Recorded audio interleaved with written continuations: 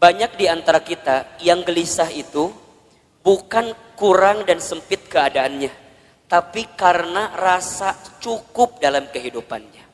Termasuk rasa untuk berterima kasih kepada kehidupan alam semesta yang Allah berikan kepada hidup kita ini. Bunda di rumah tangga, kenapa sering ada problem masalah? Satu jawabannya, karena bunda sedikit berterima kasih kepada pasangan hidup bunda. Betul apa enggak?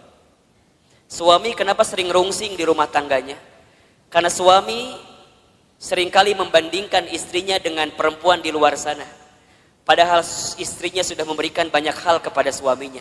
Maka kurang berterima kasih. Bismillahirrahmanirrahim. Assalamualaikum warahmatullahi wabarakatuh. Bunda yang dirahmati Allah, hidup ini hakikatnya adalah waktu di antara waktu sholat dan waktu disolatkan. Hidup ini hanyalah titian detik berdetak, jantung berdegup, yang diantaranya kita hanya sedang menunggu waktu sholat dan waktu disolatkan. Bunda tadi sholat subuh. Setelah sholat subuh kemudian bunda menyiapkan sarapan bagi suaminya, menyiapkan perlengkapan bagi anaknya sekolah, kemudian bunda berangkat taklim. Ustadz Hilman, hakikatnya taklim ini bukan hanya sekedar taklim, tapi bunda sedang menanti satu waktu yang nanti zuhur datang, namanya adalah sholat zuhur. Nanti setelah sholat zuhur bunda beraktivitas kembali, atau barangkali ada yang tidur siang, ada yang istirahat. Hakikatnya hanya menunggu datangnya waktu sholat asar. Dari asar begitu sore sampai maghrib. Dari maghrib kemudian ke isya. Isya kemudian bunda istirahat, tidur sepanjang malam. Hakikatnya menunggu datangnya sholat subuh. Dan kalau seandainya waktu sholat itu tidak berjumpa dengan kita, maka sudah saatnya kita berjumpa dengan waktu untuk disolatkan. Ya bunda, intinya bahwa yang namanya kehidupan ini ada sesuatu yang datangnya akan mendadak. Di antaranya apa? Kematian, kan? Maka satu kali ada nasihat yang disampaikan oleh malaikat Jibril kepada Nabi SAW. Nasihat dari siapa? Malaikat Jibril. Untuk siapa? Rasulullah SAW. Kalau nasihat ini datang dari malaikat Jibril untuk Nabi, berarti nasihat ini pun relevan atau bisa dijadikan nasihat untuk kita semua sebagai umat Nabi Muhammad SAW. Ustadz Hilman, Ahilman, apa nasihat yang malaikat Jibril berikan kepada Rasulullah? Kata malaikat Jibril, ya Muhammad, wahai Muhammad, pertama, isma syi'ta fa innaka mayyitun. Hiduplah kamu sesuka kamu ingin hidup, silahkan. Tapi kamu harus ingat bahwa semua yang hidup akan berjumpa dengan yang namanya kematian. Itu nasihat pertama. Jadi saat bunda hari ini hidup di dunia, silakan hidup. Berapapun usia yang Allah berikan, berapapun jatah umur yang Allah persembahkan, silahkan. Tapi ingat kata Jibril, dari setiap sendi kehidupan kita, kita semua akan berjumpa dengan yang namanya kematian.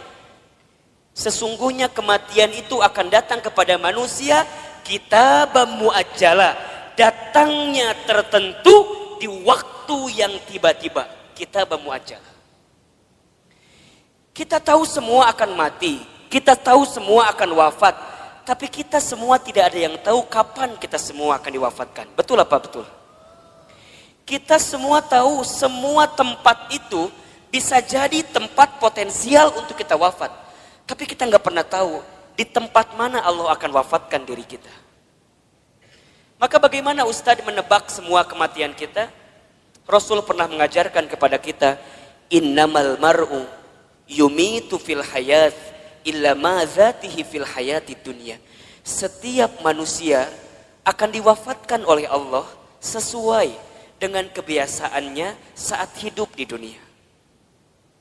Ustadz baca berita kemarin, ternyata Mas Ashraf itu memang meninggal mendadak karena serangan jantung. Tapi di antara testimoni yang sangat luar biasa, ternyata beliau itu punya yayasan panti asuhan yang setiap bulan beliau support dananya. Jadi bukan hanya beliau sekedar seorang artis, seorang public figure yang mungkin kita tahu wafatnya, tapi di antara kenangan yang sangat luar biasa adalah kemarin ada testimoni dari pimpinan panti asuhannya yang kemudian beliau sampaikan yang membuat dia kehilangan sosok Ashraf itu bukan hanya sosok sebagai public figure, tapi setiap bulan beliau mencintai anak yatim piatu di bawah panti asuhan. Diingat gitu. Nah sekarang Bunda yang ada di sini Ustadz akan tanya, yakin nggak kita semua akan mati? Pasti akan mati, betul?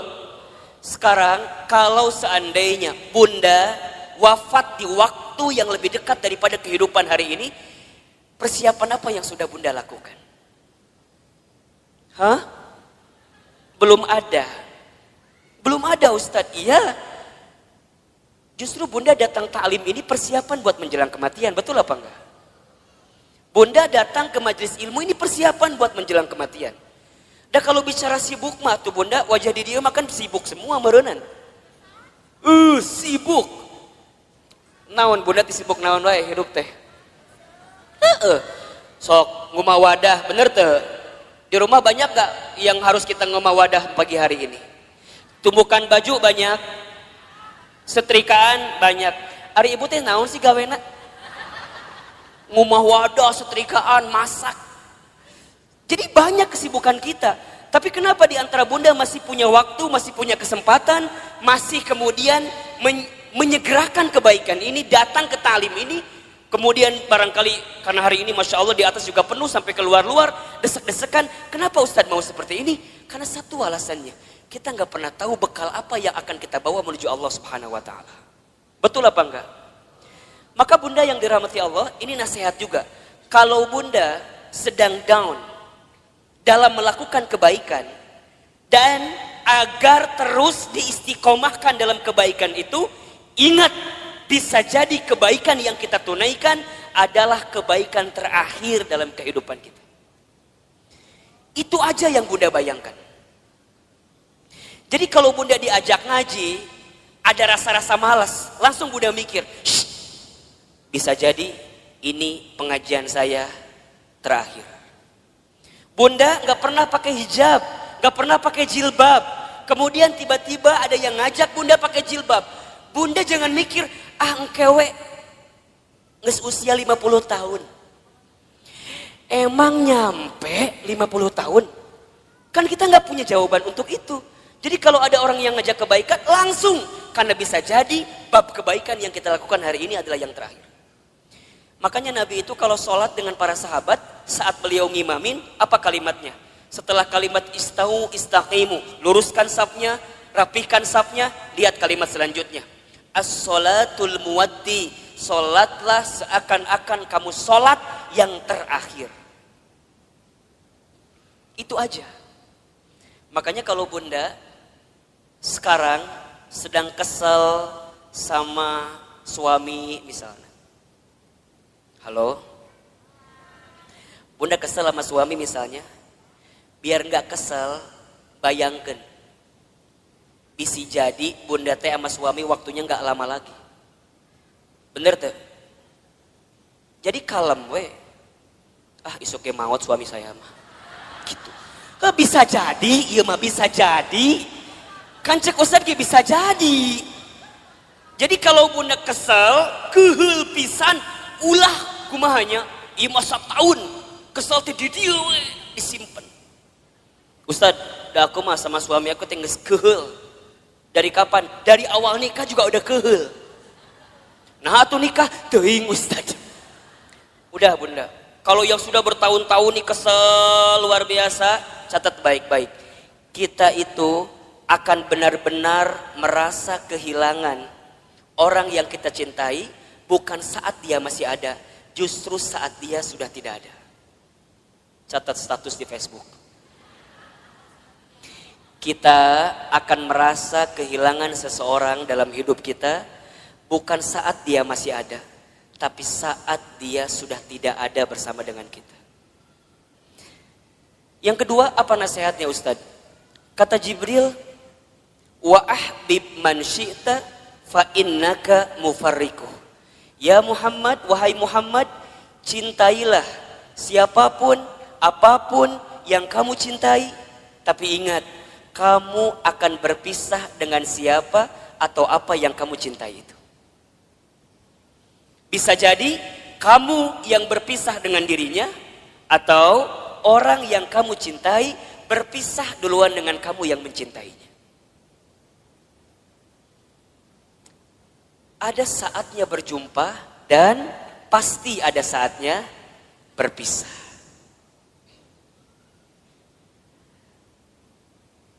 Terbayang sama bunda barangkali. Kalau tiba-tiba orang yang kita cintai dipanggil oleh Allah, kekuatan apa yang bisa membendung kesedihan kita? Ustadz pernah ngalamin, ya. Waktu Ustadz keterima beasiswa ke Amerika Serikat, baru 2 bulan di sana, Ustadz dapat kabar ibunda yang Ustadz sayangi itu meninggal. Dulu kelas 3 SMA, dari Amerika mau pulang susah, harus pulang seperti apa. Tapi Ustadz bersyukur, karena sebelum Ustadz berangkat ke Amerika, itu ada 1 minggu dikasih libur sama pesantren, Ustadz pulang kemudian ke rumah, dan selama seminggu itu Ustadz nemenin ibunda almarhumah. Nemenin terus. Nyuapin makannya, nemenin sholatnya. Dan begitu banyak di antara kata-kata ibunda yang terekam di hari-hari seminggu itu, yang sekarang jadi kenyataan. Ustadz sering ceritakan ke bunda barangkali. Bagaimana ibunda Ustadz waktu 1 kali sarapan, Ustadz suapin, ketika sarapan ibunda bilang ke saya, Hilman, nanti mama bakal nonton Hilman ceramah di TV. Dulu saya gak pernah nyangka, orang Garut, orang kampung, orang miskin, anak yatim, gimana caranya bisa ke Jakarta, bahkan bisa masuk TV. Hari ini, apa yang ibunda saya ucapkan jadi kenyataan. Ibunda saya pernah dapat hadiah sejadah, gambarnya Ka'bah. Kemudian ibunda saya tidak pernah lepas baca talbiyah setelah selesai sholat. Kemudian saya tanya kepada ibunda saya, Mama kenapa baca talbiyah terus setelah selesai sholat? Kata ibunda saya, Hilman, Iman, sambil dipegangin pipi saya, Mama itu ingin sekali berangkat ke Baitullah. Kalau Mama gak sempat berangkat ke Baitullah, Mama doain Iman bisa bolak-balik ke Baitullah. Hari ini, saya pengen berangkat ke Baitullah kapanpun terserah kita. Karena banyak travel yang kerjasama dengan kita. Tapi di balik itu semua, kadang ketika saya berangkat ke Baitullah, saya suka sedih. Karena saya belum sempat menggenggam tangan ibunda saya, ayahanda saya, untuk bisa menatap Ka'bah. Maka bunda yang dirahmati Allah, kita akan merasa kehilangan seseorang yang kita cintai, bukan saat orang itu masih ada, tapi orang itu setelah tiada. Maka mohon maaf lahir batin, kalau sekarang bunda punya keluarga, punya suami, pasangan, anak-anak gitu. Cara mencintai yang paling tulus kepada mereka, bukan saat mereka masih ada. Tapi bayangkan seandainya orang ini sudah tidak ada dengan kita. Dan Ustadz tuh paling kesal, paling sebel, kalau ada istri yang suka bilang begini, Ustadz, da aku mah nikah sama suami aku teh, meni asa gak pernah bahagia teh. Ari bunda udah berapa tahun nikah teh? 12 tahun. Selama eta kesiksa terus 12 tahun teh. Yakin dak moal mungkin 12 tahun teh meni sangsara terus, betul apa enggak? Ada enggak selama 12 tahun sisi bahagia yang suami berikan? Pasti ada, pasti. Gak mungkin gak ada. Ustadz nanya, bunda sekarang tinggal di mana? Di rumah. Sekarang Ustadz tanya, itu rumah dari siapa? Tuh kata apa Ustadz? Tiba-tiba ayawe di imah orang. Tapi kan gara-gara suami, betul apa enggak? Sedikitnya ada uang suami, gak banyak mungkin uang suami, tapi setidaknya suami yang kemudian dia bekerja, banting tulang, walaupun uangnya nggak seberapa, dia ngasih rumah buat kita. Bunda bisa tinggal di rumah itu. Betul apa enggak? Bunda masih ingat sempat jalan-jalan sama suami, sempat mungkin jalan-jalan ke Taman Safari merenan pernah. Dulu waktu awal-awal, betul apa enggak? Yang Taman Safari tiketnya masih 50.000 kene. Ayeuna geus 250.000 tiketna. Meureun baheula ke Taman Safari, ayeuna mah ke Taman Coret-Coret. Teu naon? Betul apa enggak? Jadi bunda, mohon maaf ya. Kalau ada di antara bunda yang saat ini sedang disakiti oleh suaminya, ada di antara bunda yang barangkali hari ini sedang dikhianati oleh suaminya, di antara bunda barangkali hari ini yang sedang ternoda hatinya karena suaminya, bayangkan sosok suami kita yang walaupun pernah menyakiti kita, dia pernah memberikan sesuatu yang terbaik dalam hidupnya buat kita. Jadi kalem. Dan kita akan ketemu tahapan berpisah dengan orang yang kita cintai. Maka cintai dia selagi ada. Anak bunda, cintai dia selagi ada. Suami bunda, cintai dia selagi ada. Ibu, bapak, ayah, bunda, orang tua bunda, cintai dia selama masih ada. Demi Allah, bunda akan merasakan sakit sesakit-sakitnya saat ingin berbuat baik kepada orang tua, sedangkan orang tua sudah tidak ada. Maka satu kali Ibnu Umar itu pernah bertanya kepada Rasulullah, ya Rasulullah, kalau seandainya aku menggendong ibuku keliling muterin Ka'bah, apakah aku bisa membalas semua kebaikan orang tuaku? Apakah aku bisa membalas kebaikan ibuku? Jadi aku gendong ibuku keliling Ka'bah, apakah aku bisa membalas kebaikan ibuku? Apa jawaban Nabi ketika itu? Wahai Ibnu Umar, seandainya kamu menggendong bukan hanya di depan Ka'bah, tapi kamu menggendong ke seluruh dunia ibunda kamu, demi Allah, jangankan semua kebaikannya, tendanganmu saja saat engkau dikandung dalam rahimnya belum tentu membalas kebaikan kamu, ibunda kamu, dengan apa yang kamu lakukan. Jadi kalau sekarang bunda berikan apapun kepada orang tua, misalnya ngasih A, ngasih B, ngasih C, ngasih D, dan kita merasa cukup membalas semua kebaikan orang tua, demi Allah, tendangan kita pun saat kita dikandung oleh orang tua tidak akan bisa membalas semua kebaikan. Maka cintai dia selama masih ada, karena kita akan menyesal ketika orang tua kita sudah tidak ada. Yang ketiga, apa nasihatnya? Wa'mal ma syi'ta fa innaka mazyun bi. Ya Muhammad, berbuatlah kamu sesuka kamu ingin berbuat, tapi ingat, kamu akan diminta pertanggungjawaban dengan apa yang kamu lakukan itu. Jadi bunda, silakan bunda berbuat apapun terserah bunda, tapi ingat, kita akan diminta pertanggungjawaban. Jangan hanya berpikir nikmat di dunia, tapi berpikirlah balasan apa yang akan kita dapatkan ketika kita kembali kepada Allah. Mudah-mudahan wafatnya Ashraf kemarin yang cukup mengagetkan kita, membuat kita tertegun, terenyuh dan tersentuh bahwa mati akan datang tiba-tiba.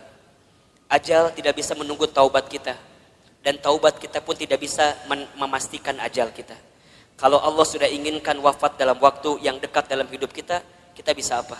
Kita nggak bisa mengakhirkan, kita nggak bisa menunda, semua pasti akan bertemu dengan kehidupan kita. Mudah-mudahan orang tuanya yang sudah wafat, barangkali di sini ada yang sudah wafat orang tuanya, ditempatkan di tempat terbaik Allah Subhanahu wa taala. Dan mudah-mudahan kita semua pun diistiqomahkan sampai husnul khatimah. Baik, bunda yang dirahmati Allah, Ustadz hari ini akan lanjutkan kajian yang pekan lalu kita masih bahas. Judulnya adalah cara menghadapi kegelisahan. Kita review sedikit ya. Pertama, cara menghadapi kegelisahan itu adalah dengan cara husnuzon kepada Allah. Ustadz Hilman, apa itu husnuzon? Husnuzon itu artinya berpikir baik, berkata baik, berprasangka baik kepada Allah Subhanahu wa taala. Bagaimana caranya husnuzon, Ustadz? Bagaimana caranya husnuzon, Ustadz? Katakan, ini yang terbaik dalam hidup saya dan ini yang terbaik di mata Allah Subhanahu wa taala. Karena sesuatu yang baik menurut kita belum tentu baik menurut Allah. Tapi yang terbaik menurut Allah pasti yang terbaik dalam kehidupan kita. Pertama, agar kita tidak gelisah, atau bisa menghadapi kegelisahan, husnuzon dalam kehidupan. Yang kedua, caranya adalah berusahalah untuk menerima atau percaya dengan ketetapan Allah, dalam kurung takdir. Takdir itu artinya sesuatu yang Allah tetapkan. Kalau bunda diberikan masalah oleh Allah, berpikirlah bahwa memang kita yang pantas dan bisa menghadapi masalah tersebut. Soal anak SMP gak akan mungkin dikasih ke anak SD. Soal anak SMA gak akan mungkin dikasih ke anak SMP. Semua dalam hidup ini sesuai dengan takarannya, sesuai dengan ukurannya. Terima takdir dan percaya takdir Allah Subhanahu wa Ta'ala. Yang ketiga, caranya adalah berusaha bersyukur dalam keadaan apapun. Ustadz Hilman, apa itu bersyukur? Bersyukur itu artinya berterima kasih dalam keadaan apapun. Asyukru bil qalbi, syukur dengan hati. Asyukru bil lisan, syukur dengan lisan. Asyukru bil amal, syukur dengan amal perbuatan. Banyak di antara kita yang gelisah itu bukan kurang dan sempit keadaannya, tapi karena rasa cukup dalam kehidupannya. Termasuk rasa untuk berterima kasih kepada kehidupan alam semesta yang Allah berikan kepada hidup kita ini. Bunda di rumah tangga, kenapa sering ada problem masalah? Satu jawabannya, karena bunda sedikit berterima kasih kepada pasangan hidup bunda. Betul apa enggak? Suami kenapa sering rungsing di rumah tangganya? Karena suami seringkali membandingkan istrinya dengan perempuan di luar sana. Padahal istrinya sudah memberikan banyak hal kepada suaminya. Maka kurang berterima kasih. Sekarang Ustadz tanya yang ada di sini. Bunda yang ada di sini, berapa sering bunda mengucapkan terima kasih kepada suaminya? Tiap hari? Cius? Beneran? Gampang saja evaluasinya. Kalau bunda kenapa di rumah tangga itu seakan-akan sempit terus, tidak menemukan jalan keluar terus, cek. Barangkali kita jarang mengucapkan terima kasih kepada pasangan hidup kita. Terima kasih, terima kasih. Seberapa banyak yang ingin kita terima tergantung seberapa banyak yang kita kasih. Kalau bunda ingin diberikan tambahan dalam penerimaan hidup kita, maka banyaklah memberi, banyaklah mengasihi kepada orang-orang yang dekat dalam kehidupan kita. Sama suami katakan, ayah terima kasih sudah mau jadi suami saya. Karena barangkali kalau aku tidak nikah sama ayah, mungkin sampai usia sekarang aku belum nikah. Dan yang tertipu matanya cuma ayah sama aku teh. Mungkin seperti itu, mohon maaf. Suami kita juga harusnya bilang makasih sama istrinya. Karena barangkali kalau kita dulu nggak nikah sama suami yang sekarang itu, betul, mungkin kita akan nikah dengan yang lain, yang lebih prospek daripada suami orang itu jelas teh ayeuna. Tapi Allah yang memilihkan kita sampai pada tahapan seperti ini. Maka banyak-banyak berterima kasih. Sama anak, bunda sama anak jangan minta dihargai. Kakak, mama teh capek ngurus kamu. Dari kecil ngebesarin kamu. Coba hargai mama. Kata anak, berapa harganya mah? Kan gitu jawabannya. Bunda jangan balik minta penghargaan kepada anak, tapi balikin ke anak. Nah, terima kasih ya. Sudah jadi kakak yang baik, adik yang baik, anak yang baik buat mama. Berharga banget itu anak kita bunda. Investasi akhirat yang tidak akan pernah terputus adalah anak kita. Makanya mohon maaf, Ustadz suka bilang begini. Kalau bunda punya anak, kemudian ada pengeluaran buat anak, jangan pernah menyebutkan biaya. Tapi sebutkan itu investasi. Apa bedanya Ustadz? Kalau biaya itu habis. Bunda keluarkan habis. Tapi kalau investasi, bunda keluarkan, balik lagi buat bunda. Makanya kalau buat anak jangan bilang, Ustadz biaya anak teh besar. Jangan, itu salah. Kalau biaya anak, bunda keluarkan, habis, gak balik lagi ke bunda. Dia sekolah SDIT, SMPIT, SMAIT mungkin mahal harganya. Bunda jangan bilang biaya sekolah mahal. Jangan. Bunda katakan investasi sekolah anak saya mahal. Ingat, setiap yang mahal kita keluarkan, pasti returnnya pun akan tinggi. Betul apa enggak? Kan ada rumusnya dalam bisnis. Betul apa enggak? High risk, high return. Besar resikonya, besar penerimaannya. Berat keluarnya, maka akan tinggi juga keuntungan yang kita dapatkan. Pertanyaan Ustadz, sudah seberapa besar investasi yang Bunda berikan untuk anak Bunda? Sehingga saat Bunda tiada, anak Bunda jadi investasi terbaik yang akan memberikan kebaikan dalam kehidupan Bunda. Kalau Bunda masih hitung-hitungan dengan anak, mohon maaf. Kalau Bunda masih hitung-hitungan dengan anak, mohon maaf. Karena pada bab selanjutnya, Allah pun akan hitung-hitungan dengan apa yang diberikan ke dalam kehidupan kita. Catat baik-baik ya. Catat baik-baik ya. Rezeki itu tidak akan pernah habis saat kita memberi yang terbaik untuk keluarga kita. Rezeki kita tidak akan pernah habis saat kita memberikan nafkah yang terbaik bagi keluarga kita. Maka lihat kalimatnya, nafkah. Nafkah itu sama dengan kalimat infak. Asal katanya dari kalimat nafako atau infako, sama. Apa artinya? Sesuatu yang kita berikan dalam hal materi yang akan kembali dalam kehidupan kita. Nah, itu infak. Makanya para suami, mohon maaf ya, para suami di luar sana, ini Ustadz bicara ke kamera. Emang ada suami di belakang? Emang ada di sini yang tiba-tiba pakai jilbab gitu? Suami nggak ada kan? Para suami, mohon maaf, kalau antum mau ditinggikan derajatnya, mau bertambah rezekinya, jangan pernah hitung-hitungan ngasih sama istrinya. Catat. Jangan minta diulangi pohodoi Ustaz. Para suami, para ayah, kalau kita ingin ditinggikan derajatnya, dimudahkan rezekinya, maka jangan pernah pelit kepada istrinya. Karena saat engkau membahagiakan istrimu, di saat itu Allah akan bahagiakan kehidupanmu. Ustadz percaya sekali bahwa suami yang baik sama istrinya, kemudian istrinya bahagia karena kehidupannya, istri bahagia itu menentukan rezeki suami.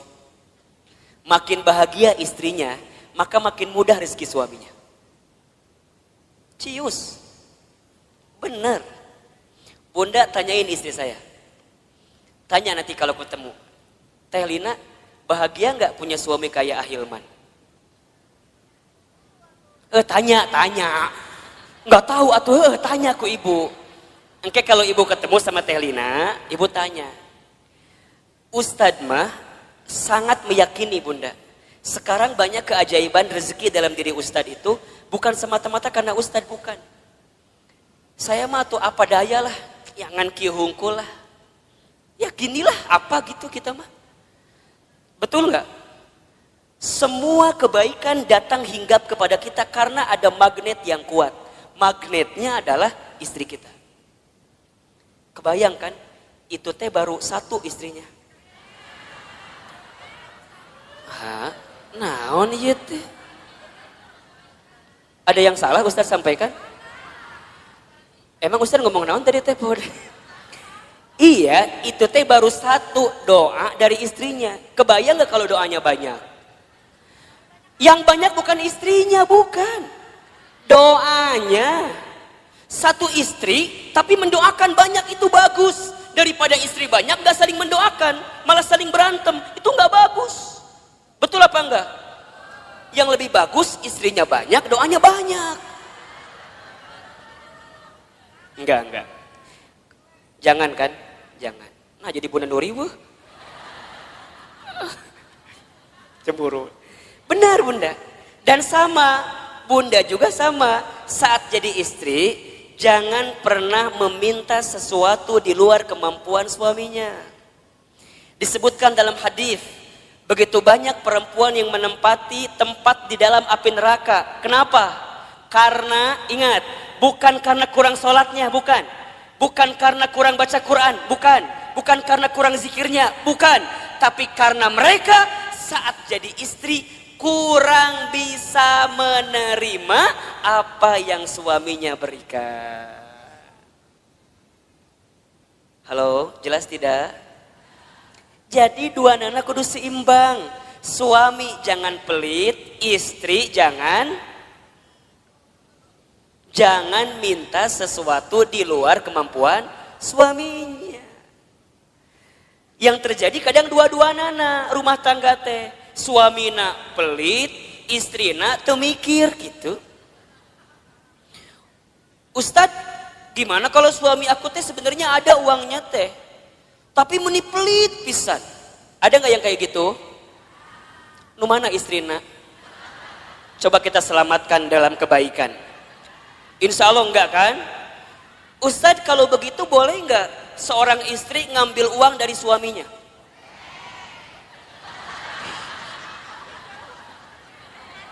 Bahaya loh ini loh. Kela Ustadz nanya nih. Ustadz tanya, Ustadz jalan ke sini lah sedikit. Biar kelihatan mau difoto katanya. Ustadz mau tanya, suaminya punya uang tapi pelit. Bunda boleh ngambil apa enggak?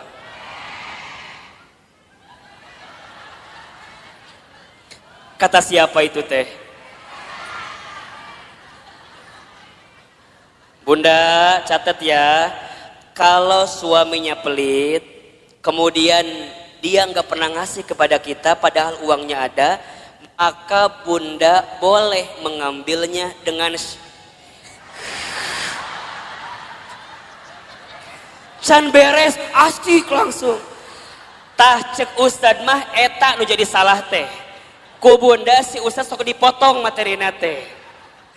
Bunda boleh mengambil dengan syarat tertentu. Ingat ya, ini bicara bab fikih. Contoh ya, jadi kalau suami pelit, uangnya ada tapi nggak ngasih ke bunda, bunda boleh ngambil dengan syarat tertentu. Satu, bunda ambil sesuai dengan kebutuhan keluarga. Satu, ingat ya, bukan kebutuhan bunda, kebutuhan keluarga. Jelas kira-kira? Uang dapur kebutuhan bunda atau kebutuhan keluarga? Baik, uang pembantu kebutuhan bunda atau keluarga? Bunda beli tas baru new arrival di Botani, kebutuhan keluarga atau kebutuhan bunda?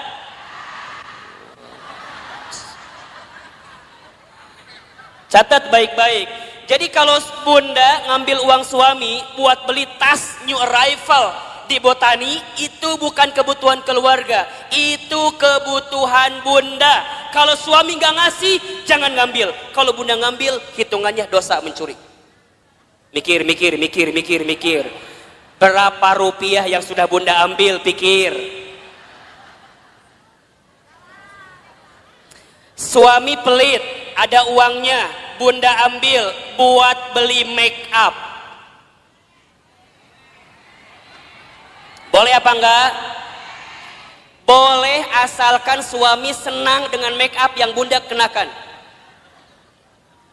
Lamun bunda beli make up, tok cek suami teh, reka mana gaya? Misalnya suami nggak nerima dengan apa yang diambil karena make upnya, mohon maaf, bunda harus bilang sama suami. Ini bab penting tentang keuangan bunda. Contoh topik lain Ustadz biar bunda paham. Kalau bunda punya hutang, suami harus membayarkan atau tidak? Kalau suami punya hutang, bunda kudu bayarkan atau henteu? Cukup membingungkan. Suami punya hutang, bunda kudu bayarin apa enggak? Nah, bunda punya hutang, suami kudu bayarin apa enggak? Yang ketiga tadi, agar kita enggak gelisah, apa tadi? Bersyukur. Baik, yang keempat bunda, kita selesaikan hari ini bab ini ya. Yang keempat, cara menghadapi kegelisahan adalah banyak mendengarkan kata-kata yang baik. Banyak mendengarkan nasihat yang baik. Banyak mendengarkan sesuatu yang baik. ada di surat Az-Zumar ayat 18. Coba dibuka. Surat Az-Zumar ayat 18. Surat ke-39 kalau nggak salah, ayat 18. Boleh Bun dibacain artinya, bantuin ustadznya. Az-Zumar ayat 18. A'udzubillahi minasyaitonirrajim. Yaitu mereka yang mendengarkan perkataan lalu mengikuti apa yang paling baik di antaranya. Mereka itulah orang-orang yang telah diberi petunjuk oleh Allah dan mereka itulah orang-orang yang mempunyai akal sehat. Baik Bunda, perhatikan kalimatnya. Di situ diperintahkan oleh Allah kita semua untuk mendengarkan sesuatu yang baik.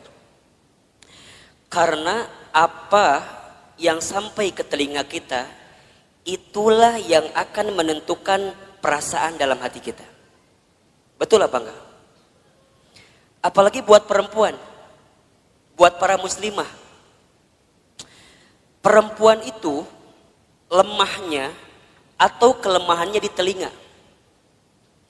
Laki-laki lemah atau kelemahannya di mata. Laki-laki mah kalau ngelewat sesuatu yang lebih indah menurut pandangannya, maka dia akan menatap sesuai gerakan dari yang dilihat itu. Jadi kalau Bunda jalan jeung suami Bunda di Botani, tiba-tiba di depan Bunda teh aya nu geulis. Set ngalewat. Suami Bunda pasti akan melihat. Set gitu. Biasanya pandangannya sesuai dengan arah kemana dia berjalan.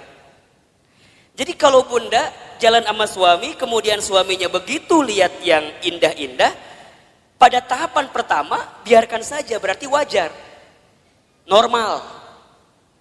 Tapi lamun keterlaluan, kemana panon eta, eta gitu. Jadi kalau set sekali itu wajar, memang nalurinya begitu laki-laki. Tapi kalau perempuan itu lemahnya di telinga. Makanya hati-hati Bunda dengan kalimat-kalimat yang negatif yang datang dalam kehidupan kita. Itu yang bisa membuat kegelisahan dalam hidup kita. Contoh, Bunda teh punya teman. Pertama begini, Cida sini.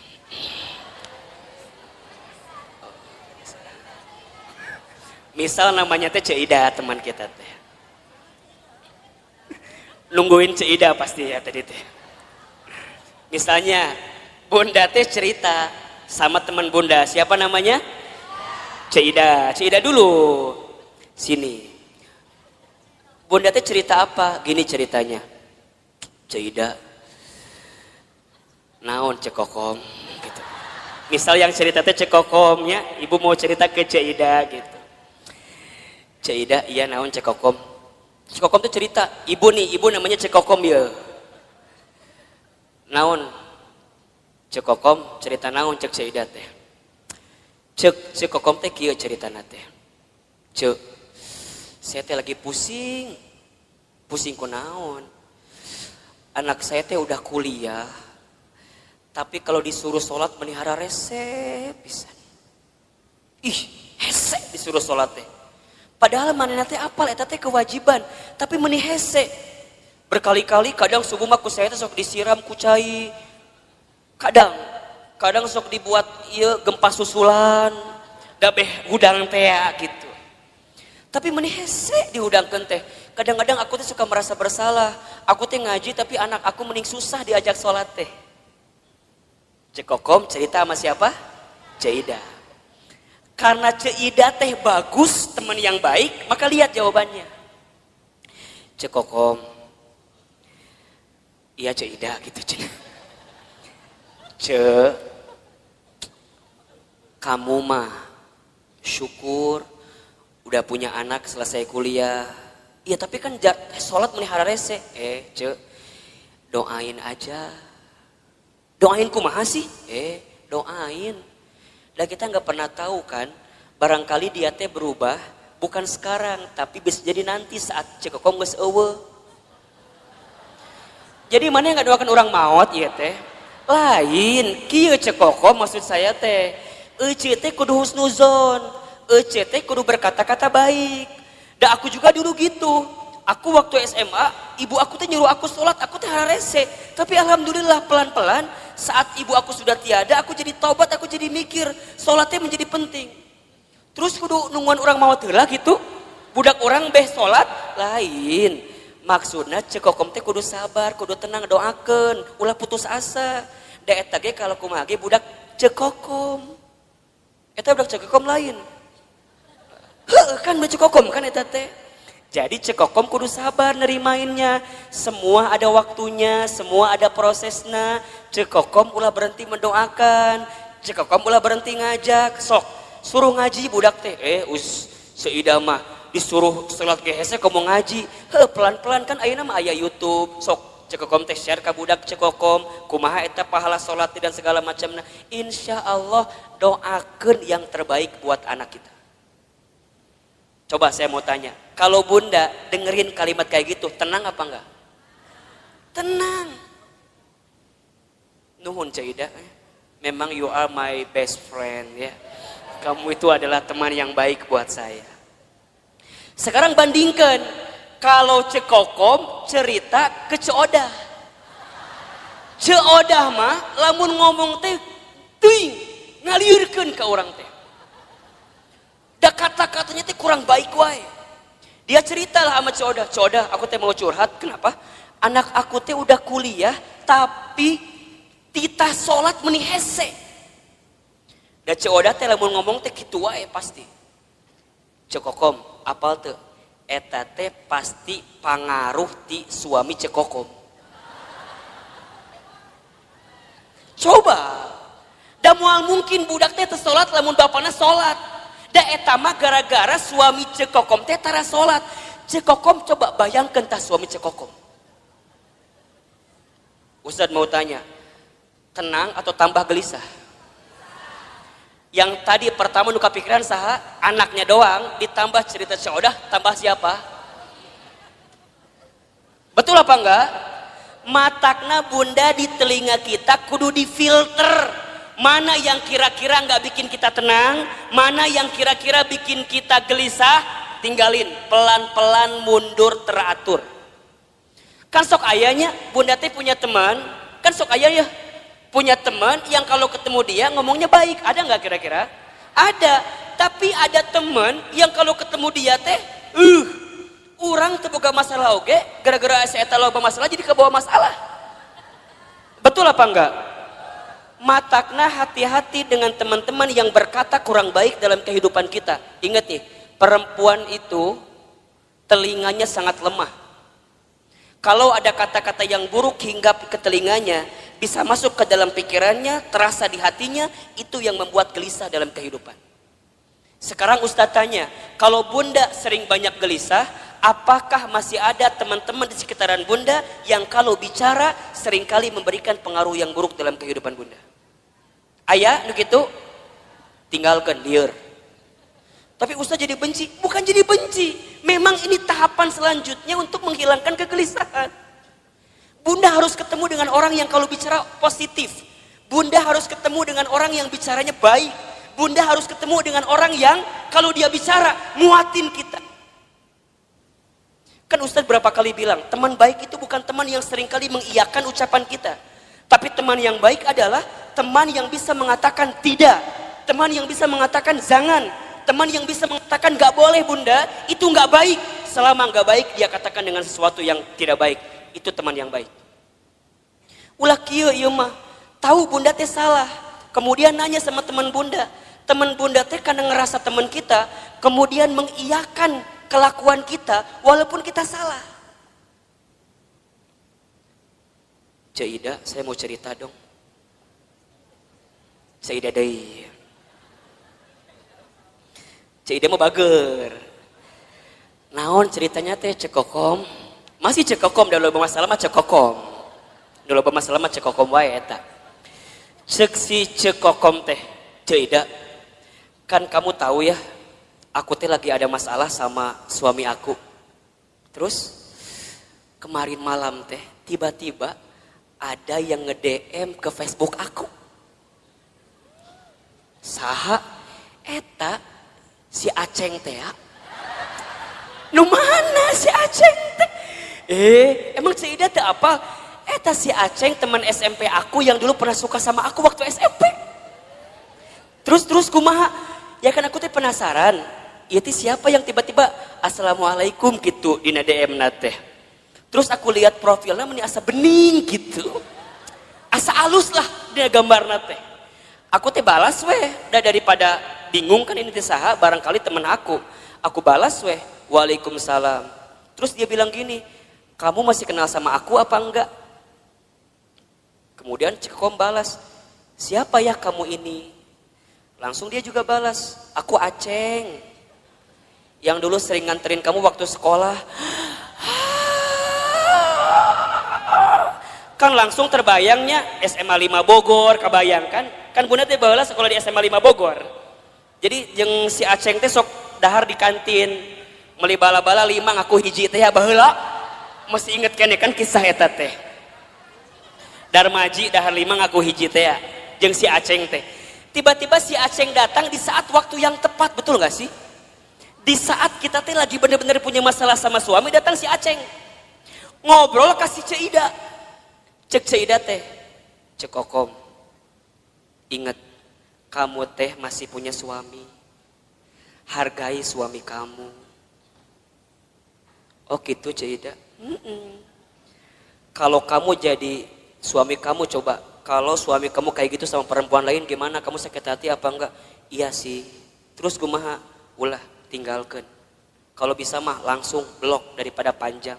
Ya tapi kan dia datang di saat yang tepat, lagi ada masalah. Aku teh sama si Ramli, iya nu ayeuna aya teh. Misal suamina Ramli nu ayeuna aya teh. Tapi itu nggak bagus. Nah, teman yang baik mah, teman yang kayak Ceuida tadi, yang katakan nggak boleh itu nggak bagus. Ulah cerita ke si Coodah.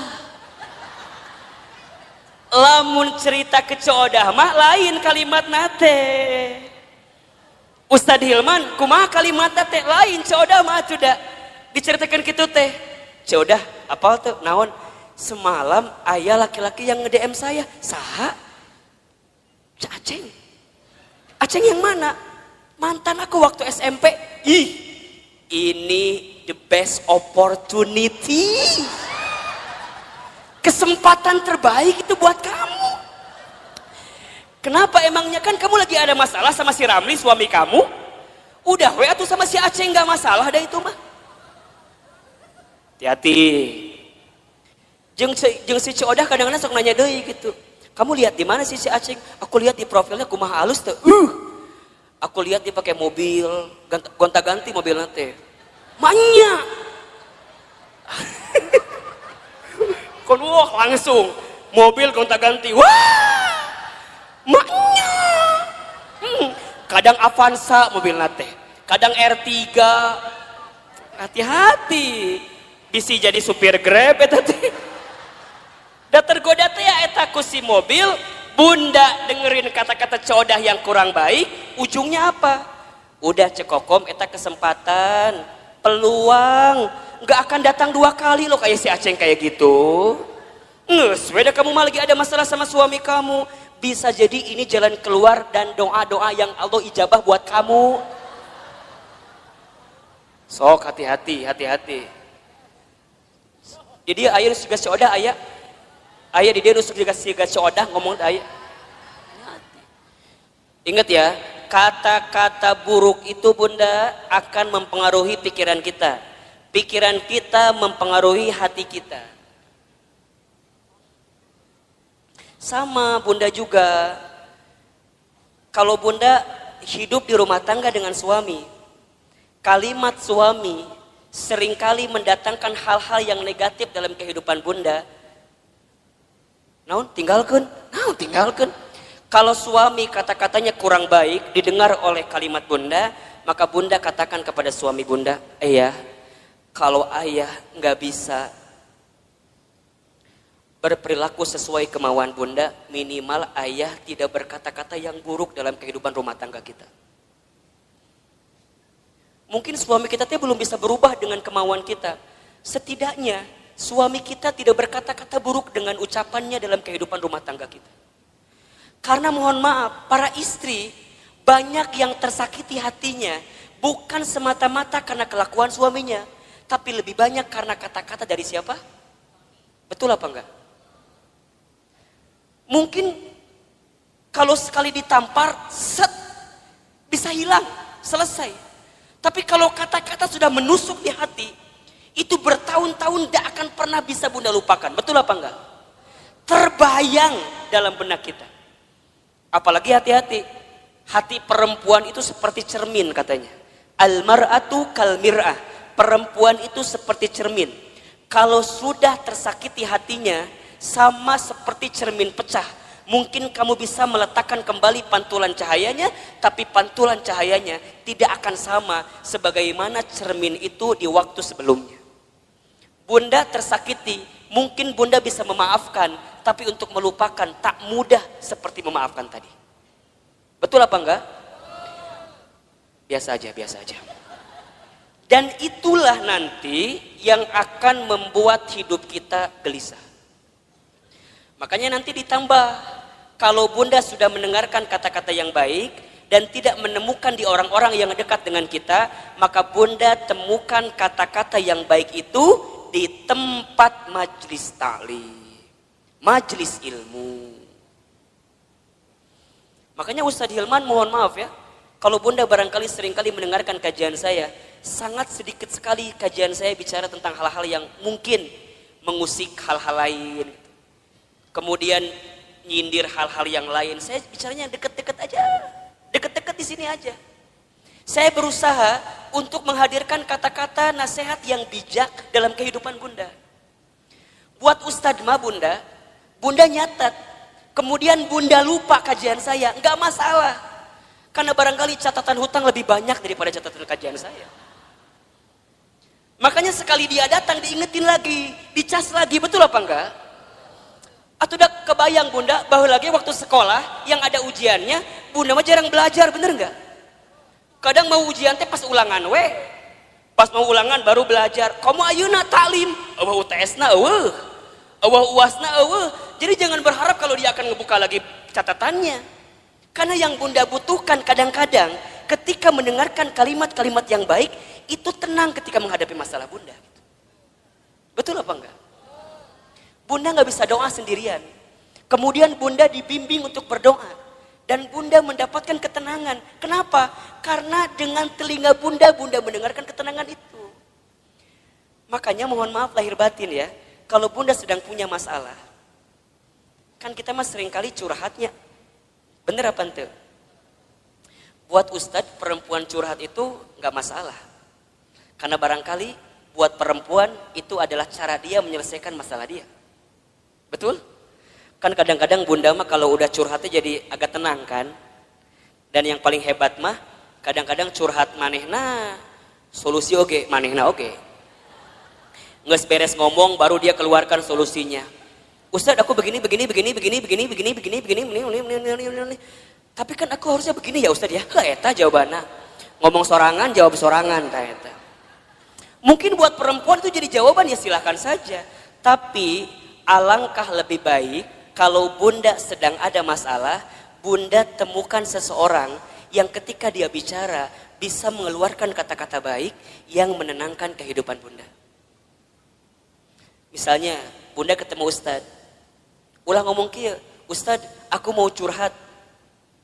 Ulah liur ka Ustadna. Langsung Ustadz bisa nasehatin saya apa enggak? Karena tanpa bunda cerita pun Ustadz udah tahu.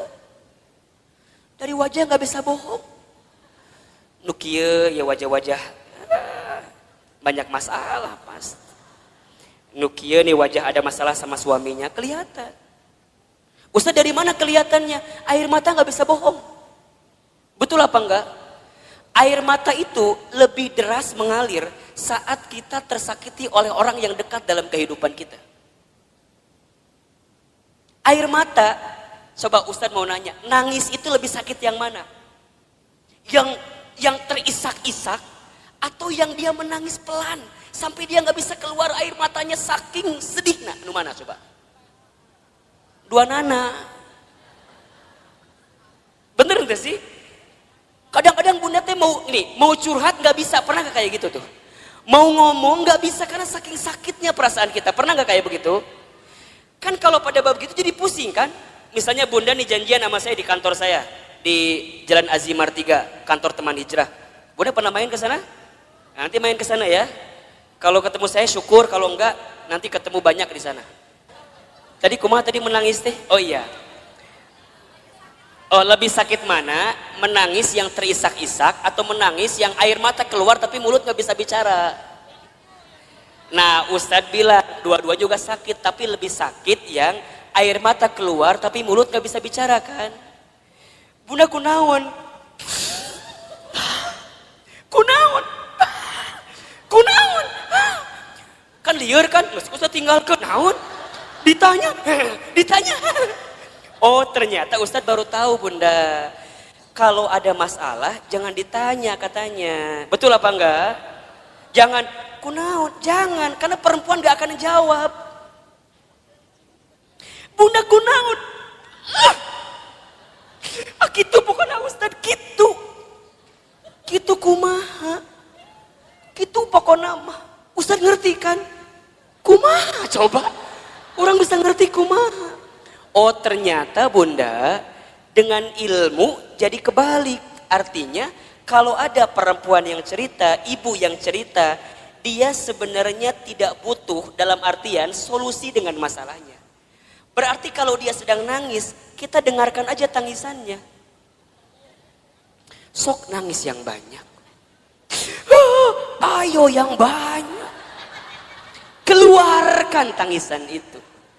Ternyata Ustadz tahu menurut ilmu psikologi, neuro, otak berpikir perempuan itu luar biasa bunda. Setiap perempuan menangis ketika dia ada masalah, maka air mata yang menetes itu menunjukkan masalah yang keluar pelan-pelan. Jadi makin banyak tangisannya, makin banyak keluar masalahnya. Jadi kalau ada yang nangis, ku bunda teh langsung tanean ku emer. Tah ka dia sok ceurik sing loba. Keun bae dan keke beres sorangan. Dia kalau udah beres nangis baru tenang, betul apa enggak? Dan dia akan tambah tenang ketika dia mendapatkan kata-kata yang baik di telinganya. Jadi kalau dia ada masalah jangan ditambahin dengan kata-kata yang buruk. Misalnya dia nangis nih, gitu wae ceurik, gitu wae ceurik. Itu masalah satu belum selesai, tambah masalah yang kedua. Catat para suami di luar sana tuh. Makanya kalau istri sedang menangis itu bunda, dia nggak butuh nasihat yang dalam tanda kutip dimarahin. Dia butuh pundak untuk bersandar. Matakna Ustadz mah kalau ada yang hadir di majelis taklim, ibu-ibu, diukna nyender, biasa nama di imah loba masalah. Dan di rumahnya nggak punya sandaran. Matangna lamun ngaji pasti we tembok mana tembok dah hayang nyender teh karena tembok eta. Ayo bunda harus temukan seseorang yang saat dia bicara menenangkan kehidupan kita. Teman kita cari nih, kalau sekiranya teman kita ngasih pengaruh yang buruk, tinggalkan, pelan-pelan mundur teratur. Dia yang bikin kita gelisah, dia yang bikin kita gelisah. Ngaji yuk. Ah nantilah, uci ngaji sekarang lah, angkeke aya kene ngaji sekarang. Wah, itu kan bagus. Ikutin teman kayak gitu, jaga baik-baik. Ece inget ya, Rabu pekan ketiga jadwalkeun. Eta teh jadwal Ustadz Hilma. Emang kumaha gitu? Ngeunaheun ceramahna teh. Misal, ieu mah misal. Henteu ge teu nanaon kalem we, da moal ngamak Ustadz mah. Oh gitu bunda, pokoknya ku bunda kalau ditanggalkan ulah ke mana-mana kudu masuk eta mah. Sok ikutin. Ulah kieu ieu mah. Bunda ngajak temen ya ngaji ka dieu. Cek bunda teh. Cek. Itu Ustaz Hilman teh. Eta Ustaz teh udah mulai ceramah pelan-pelan. Yang lain ketawa, senyum. Desi eta mah kadang-kadang kitu wae pengaruhna teh. Naon sih? Jambar hasi beresna ye ngaji. Bun. Di sini ada yang begitu apa enggak? Kalau ada orang diajak ngaji ku bunda teh, kemudian dia pengaruhnya negatif terus, ngomongnya negatif terus, pelan-pelan tinggalin, enggak benar. Ini yang bikin gelisah bunda. Bunda harus temukan orang yang ketika diajak ngaji ku bunda teh, kemudian dia dengerin. Cek, kumaha enakeun teu? Kamu kenapa baru ngajak aku sekarang? Nah, dia semangat walaupun barangkali mohon maaf, walaupun mungkin Ustadz Hilman teh menurut dia di hati nama asa teu nyambung gitu. Walaupun, tapi karena kata-katanya enak, nih positif buat kita, dia semangat. Jadi kata-kata itu, makanya yang keempat nanti cara menghadapi kegelisahan adalah berkata-kata yang baik. Ini berapa ya? Beriringan, mendengar yang baik, berkata-kata yang baik. Salamatul insan fi hifdil lisan. Selamatnya diri manusia tergantung lisannya. Satu peluru hanya bisa nembak satu kepala, tapi satu kata yang terucap bisa nembak ratusan kepala. Betul apa enggak? Satu peluru mungkin bisa nembak satu hati, satu jiwa, satu badan, tapi satu kata-kata kita yang ketika kata-kata itu buruk maka bisa menembus ratusan, ribuan, jutaan hati yang mendengarkannya. Maka lihat kalimat dalam Al-Quran surat Al-Ahzab ayat 70-71. Jadi setelah perintah mendengarkan yang baik, maka perintah selanjutnya adalah berkata-kata yang baik. Apa ayatnya? Coba Bunda baca. Al-Ahzab ayat 70-71. Nah betul. Ya baca Bunda, artinya boleh. Wahai orang-orang yang beriman, bertakwalah kamu kepada Allah dan ucapkanlah perkataan yang benar. Niscaya Allah akan memperbaiki amalan-amalanmu dan mengampuni dosa-dosamu. Dan barang siapa menaati Allah dan Rasulnya, maka sesungguhnya dia menang dengan kemenangan yang agung. Allahu Akbar. Lihat kalimatnya. Ya ayyuhalladzina amanu taqullaha wa qulu qawlan syadida yuslih lakum a'malakum wa yaghfir lakum dunubakum. Kan begitu. Wahai orang-orang yang beriman, bertakwalah kamu kepada Allah dan wa qulu qawlan syadida, berkata-katalah yang baik. Bunda yang dirahmati Allah, satu kali Rasul itu kehilangan istrinya bernama Khadijah. Saat beliau kehilangan Khadijah, selama 3 hari beliau gak mau keluar rumah. Gak mau keluar rumah. Sampai ada sahabat yang lain yang sempat masuk ke dalam rumahnya. Maka sahabat lain kemudian itu bertanya, ya Rasulullah, kenapa engkau sepeninggal Khadijah tidak mau keluar rumah? Bahkan sudah 3 hari tidak keluar rumah. Kata Rasulullah apa coba? Aku masih terpukul karena kehilangan sosok seperti Khadijah. Kemudian sahabat bertanya, ya Rasulullah, faktor apa, sebab apa yang membuat engkau terpukul sampai engkau tidak mau keluar rumah saat engkau kehilangan Khadijah? Maka Rasul kemudian menjawab, wahai sahabatku, aku sudah menikah bersama dengan Khadijah selama berapa tahun? Tahu nggak? 25 tahun atau mungkin Rasul kehilangan Khadijah di usia 53 tahun. Beliau menikah usia 25, kemudian kehilangan usia 53, berarti berapa tahun itu? 28 tahun, berarti berumah tangga selama 28 tahun. Apa jawaban Nabi ketika itu? Apa yang membuat engkau begitu dalam ketika kehilangan Khadijah? Karena saat aku bersama dengan Khadijah selama 28 tahun, Aku tidak pernah mendengarkan kata-kata yang keluar dari mulut Khadijah kecuali semua kata-katanya memberikan ketenangan dalam hidupku.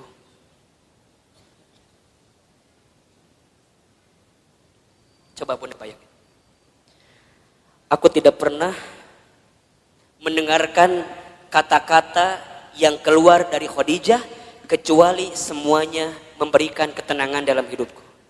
Sekarang Ustaz tanya, Bunda di rumah tangga punya suami Bunda kalau mendengar kata-kata Bunda tambah masalah, hilang masalah.